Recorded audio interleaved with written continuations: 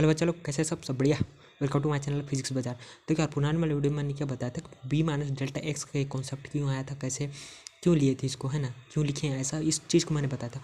आज की इस वीडियो में क्या करूँगा ना, आज की इस वीडियो में वही बताऊंगा जिसको मैं पहले बता चुका हूँ कि इतना सारा रेक्टेंगल जब बनाते हैं ये करो में, तो क्या होता है, ऐसा ऐसा बीच बीच में रेक्टेंगल ऐसा ट्रायंगल ऐसा शेप बन जाता है, जिसके कारण ये एरिया बच जाता है। तो ऐसे हाल में पी ए बी क्यू इसका टोटल एरिया फाइंड करना थोड़ा डिफिकल्ट हो जाता है। ठीक है, डिफिकल्ट क्या हो जाता है कि एरिया छूट ही जाता है जो ट्रायंगल जितने में बना हुआ है। तो ऐसे केस में हम क्या करेंगे, ये भी तो एक समस्या है। ऐसे में तो हम जितना भी ट्रायंगल को रेक्टेंगल को जोड़ के एरिया निकालेंगे तो उसके बराबर नहीं मिलेगा, है ना। तो ऐसे केस में हम क्या करते हैं, ऐसे केस में हम नंबर ऑफ एन को बढ़ा देते हैं। नंबर ऑफ एन क्या था, वहाँ जितना भी कट लगाए थे, छोटा छोटा जितना रेक्टेंगल बनाने के लिए अपन कट लगाए थे ना, डेल्टा एक्स का चौड़ाई लेकर, ठीक है, उसको हम इन्फाइनाइट कर देते हैं। इन्फाइनाइट करेंगे तो क्या होगा, इन्फाइनाइट जब करेंगे तो जितना भी ऐसा वर्टिकल जितना भी रहेगा ना, वर्टिकल जितना भी क्या बोलते हैं रेक्टेंगल रहेगा, ये इनफाइनाइट नंबर्स ऑफ पॉइंट पर जाकर इस जो कर्व है उसको टच करेगा।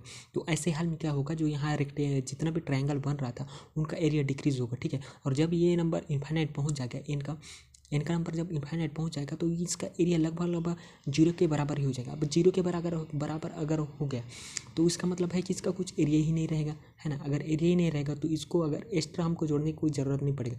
तो ऐसे हाल में आप डेल्टा एक्स जो है उसका आप देख भी सकते हैं कैसे होता है। ठीक है, जैसे मैं आपको दिखा रहा हूँ, यहाँ आप देखिए, यहाँ आप क्या देख रहे हैं कि डेल्टा एक्स किसके बराबर है, बी माइनस ए के बराबर है। ठीक है, जहाँ बी क्या है, ओरिजिन से लेकर कैपिटल बी तक का डिस्टेंस है, मतलब क्यू तक का करो का, और जो ए है वो क्या है, पी तक का डिस्टेंस है एक्स एक्सिस में। ठीक है, तो यहाँ हम एन की वैल्यू अगर इनफाइनाइट कर दे, डेल्टा एक्स टेंड्स टू क्या हो जाएगा, जीरो हो जाएगा। अगर delta x tends to zero हो जाएगा, इसका मतलब है कि रेक्टेंगल जो ट्रायंगल बनेगा उसका एरिया लगभग जीरो के बराबर हो जाएगा।